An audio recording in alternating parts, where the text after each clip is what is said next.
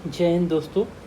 इस वीडियो में हम लोग पल्लवा डायनेस्टी के बारे में पढ़ेंगे और उससे कुछ इम्पोर्टेंट रूलर को, निमोनिक और कुछ फैक्ट को उसके बारे में समझेंगे।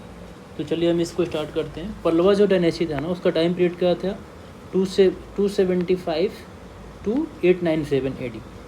897 AD, ये आपको माइंड में रखना, टाइम पीरियड आपको याद रखना है, ताकि जब सीक्वेंस से पूछे कि कौन सा डायनेस्टी का बढ़ते हुए क्रम में सजाना पड़े तो उस समय आपको आसानी हो जाएगी। तो देखिए, इसमें जो इम्पोर्टेंट रूलर के बारे में पढ़ते हैं, तो जो पल्लवा डायनेस्टी के रूलर हो गए ना, उसमें वर्मन आएगा। वर्मन, ठीक है, वर्मन, ठीक है। जो भी रूलर उसमें वर्मन आएगा ही आएगा। तो देखिए, पल्लवा के लास्ट जो डिजिट है क्या है, जो लेटर क्या है, VA हैं। इसमें भी VA हैं, वर्मन, यानी पल्लवा में लास्ट जो 2 लेटर्स क्या है, VA हैं, और वर्मन में भी VA से स्टार्ट होता है। तो आप वर्मन याद करेंगे। लेकिन एक चीज़ इसमें याद रखना है कि जो कीर्ति वर्मन है ना, वो चालुक्य से थे। ये आपको एक एक्सेप्शन है कि याद रखना कीर्ति वर्मन के बारे में। अदरवाइज सारे जो वर्मन आएंगे वो इसमें आ जाएंगे पल्लवा रूलर में। तो चलिए हम इसको स्टार्ट करते हैं। शिवा स्कंदा वर्मन जो थे ना, पहला रूलर शिवा स्कंदा वर्मन, यही इन्होंने क्या किया था, ये फाउंडर थे। ये आपको माइंड में रखना है। शिवा स्कंदन वर्मन क्या थे, इसके फाउंडर थे। बस ये याद रखिए इसके बारे में। सिम्हा बर्मन क्या थे, जो सिम्हा बर्मन थे, इसके बारे में क्या था, बुद्धिस्ट ये लोग फॉलो करते थे। श्रीलंका को उन्होंने अपने किंगडम में इंक्लूड किया था, ठीक है, ये आपको माइंड में रखना है। फिर महेंद्र बर्मन, और तमिल में भी ना, तमिल पे इनका कंट्रोल हो गया था। ये भी याद, श्रीलंका और तमिल दोनों पे इनका कंट्रोल हो गया था। तो पल्लवा यहाँ पे देखिए, ये वाला जो एरिया है ना, पल्लवा का एरिया, तमिलनाडु ये हो गया, तो इस पर भी हो गया था और इस पर भी कंट्रोल कर लिया था इन्होंने, ठीक है। तो मैं अब देखिए, इंपॉर्टेंट है महेंद्र बर्मन। देखिए, जो महेंद्र बर्मन थे ना, इन्होंने एक प्ले लिखा हुआ था, मतविलास प्रहसना, मतविलास प्रहसना, मतविलास प्रहसना जो प्ले था, किसने लिखा हुआ था? महेंद्र बर्मन ने। एम से महेंद्र बर्मन और एम से मतविलास, आपको माइंड में रखना है। और एक देखिए, एक इंस्क्रिप्शन इनका है, एक इंस्क्रिप्शन है मंडगा पट्टू जो था ना, इनका इंस्क्रिप्शन है। अगर ये पूछ देगा कि जो मंडगा पट्टू इंस्क्रिप्शन है वो किससे संबंधित है, तो वो क्या बोलना है? महेंद्र बर्मन। ये भी एम से है, मंडगा पट्टू, अभी महेंद्र बर्मन भी एम से है, स्टार्ट हो रहा है। तो इससे भी आप कनेक्ट कर सकते हैं थोड़ा सा। और हमने अभी पढ़ा था इसके बारे में, जो इन्होंने जो ये मतविलास प्रहसना जो था, मतविलास प्रहसना किसके द्वारा लिखा गया था? महेंद्र बर्मन से। ये भी एम से है और ये भी एम से है, माइंड में रखना। अब देखिए, नरसिम्हा बर्मन था ना, हाँ, ये इसमें महेंद्र बर्मन ने में ना, जो पुलकेशिन द्वितीय था, जो चालुक्य थे, उसने महेंद्र बर्मन को हरा दिया था, पुलकेशिन द्वितीय ने। लेकिन इसी पुलकेशिन द्वितीय को फिर इसके जो लड़का था ना, नरसिम्हा बर्मन ने, जो इसके अगला रूलर है, उसने पुलकेशिन द्वितीय को हरा दिया था। तो महेंद्र बर्मन को पुलकेशिन ने हरा दिया था, और फिर पुलकेशिन द्वितीय को नरसिम्हा बर्मन ने हरा दिया था।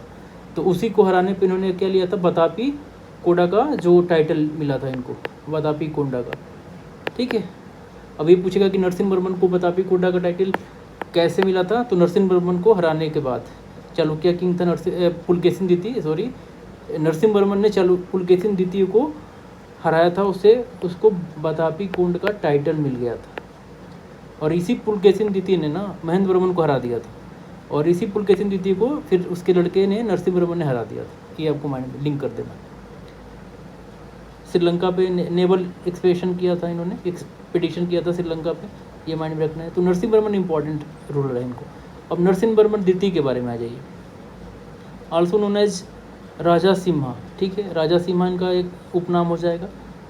पीसफुल थे ये लोग। इसके बारे में इसका यही याद रखिए कि आर्ट एंड आर्किटेक्चर में इन्होंने अच्छा काम किया था। आर्ट और आर्किटेक्चर की बात आएगी तो नरसिम्हा बर्मन द्वितीय के बारे में आप सोच सकते हैं ऑप्शन में अगर हुआ तो। और राजा सिम्हा इनका टाइटल, अदर नाम था, उपनाम था। अब नंदी बर्मन जो था ना, इन्होंने, Nandi Varman was important king of Pallava dynasty. Nandi Varman suffered humiliate defeat against the Chalukya, यानी इनका इन लोगों का ना, जो पल्लवों का था ना, चालुक्य से 36 का आंकड़ा था, ठीक है। तो ये नंदी बर्मन भी चालुक्य से हार गया था। अब देखिए, इसका जो चोला किंग था ना, Aditya, defeated the last Pallava ruler Aparajita Varman. अब ये देखिए, चोला से भी इनका 36 का आंकड़ा चल रहा है।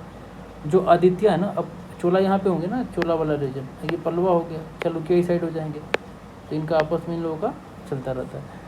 देखिए तो अपराजिता वर्मन जो था ना, जिसको चोला किंग आदित्य फर्स्ट ने हरा दिया था, ये आपको माइंड में रखना है। तो चलिए एक बार इसको रिकेप करते हैं। तो देखिए शिवा स्कंद वर्मन जो थे ना, वो फाउंडर हो जाएंगे। सिम्हा वर्मन जो थे, सिम्हा वर्मन के बारे में ये रखना है कि श्रीलंका पे इन्होंने को अपने राज्य में इंक्लूड कर लिया था। और महेंद्र वर्मन के बारे में आपको याद रखना है कि मतविलास प्रहसना इन्होंने लिखा हुआ था।